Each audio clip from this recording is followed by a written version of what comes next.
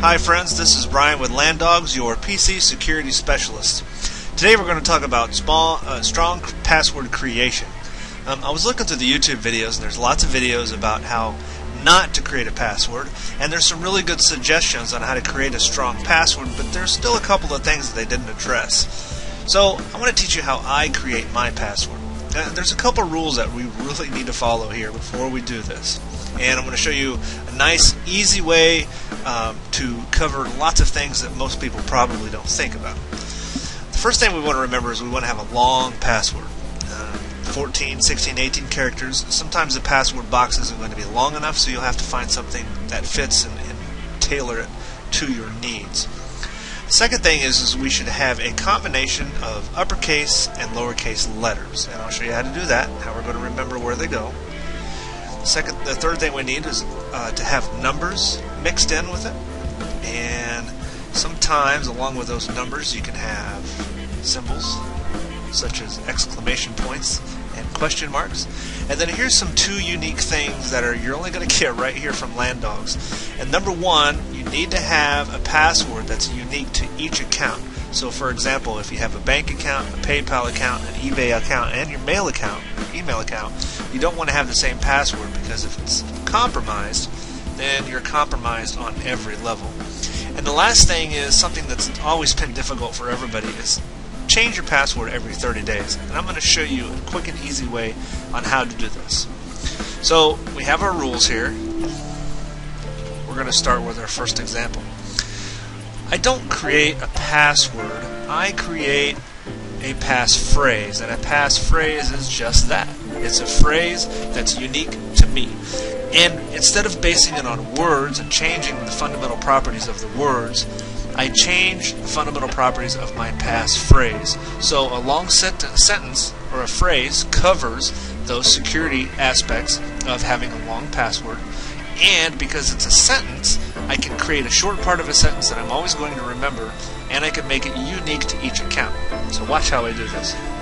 I'm going to start with the passphrase, I love mine. So we know this is all ran together here. It's all lowercase letters. First thing we're going to do is create it unique to the account in a sentence structure so I can remember. So let's say this is my bank account. I'm going to say, I love my bank. So here's my passphrase, I love my bank. Easy to remember. If I'm going to change it to Twitter, I'm going to say, I love my Twitter. That's pretty easy, right? I love my PayPal. That's awesome. That's super easy to remember. So now I've just created 3 different passphrases for 3 different accounts.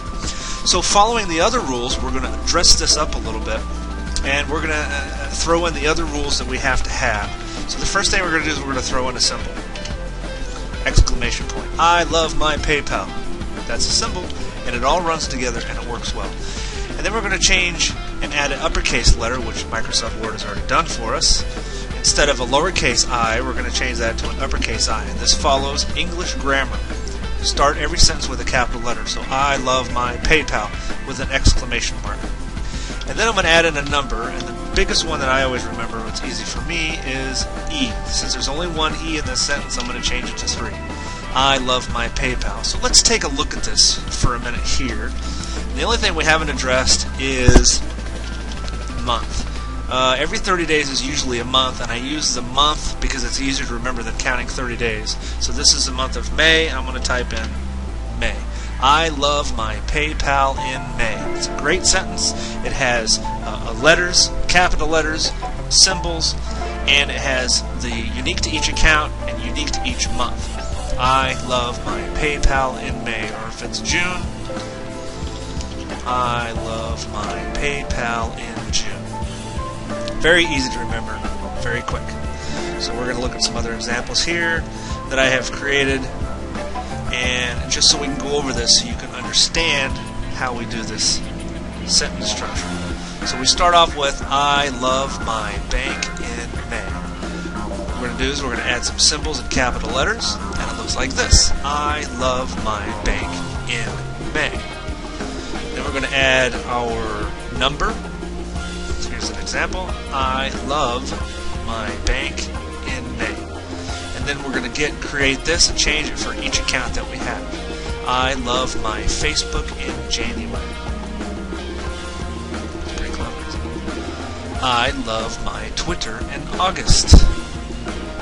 And if we're on food stamps, I love my EBT in June. So the hardest part about this is every 30 days or every new month rolls around, I will have to log into each account and change the August or the June. You know, you can always do summer or fall or winter, just as long as you remember what it is and you change your password every 30 to 60 to 90 days, and that's standard. So we're going to look at some more examples, and we're going to talk about some catchphrases. We can use 80s catchphrases. Did I do that? So we remember that from Urkel. Another one is Cowabunga. Cowabunga from the Ninja Turtles.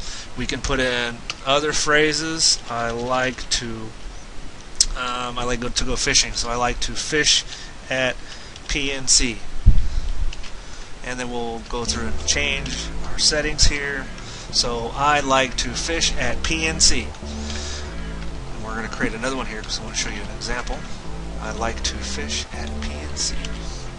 I like to fish at BOFA.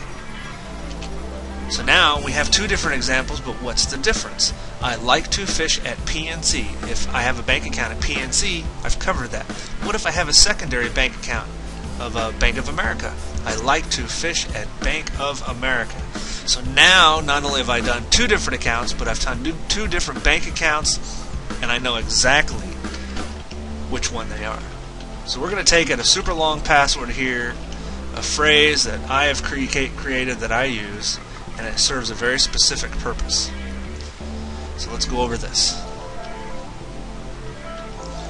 We've got Bush at Lowe's in June. So I have my 80s catchphrase from Revenge of the Nerds, or from the Nerds. We've got Bush. I have the number 3 replacing the E. I have a capital letter here in Lowe's, and I have an exclamation. Oh, there's another capital letter, and I have an exclamation mark. So my sentence is, we've got Bush at Lowe's in June. It's easy to remember because I always buy my bushwhacking material at Lowe's, and it's specific to the Lowe's account. And this is very critical because it's easy to remember because I may only sign into my Lowe's account once or twice every other month. And then also what's unique to this is I use the @ symbol for the connector, for the joiner, and that gives me another symbol. And there you go. There's some basic ways to create strong passwords. You know, the hardest part is coming up with a catchphrase that you love. You can be a hobby. It can be a catchphrase from the 80s. It can be your favorite superhero's name. But that's how we do it. And thanks for watching. Remember, this is Brian at Landdogs, your PC security specialists. Come visit me.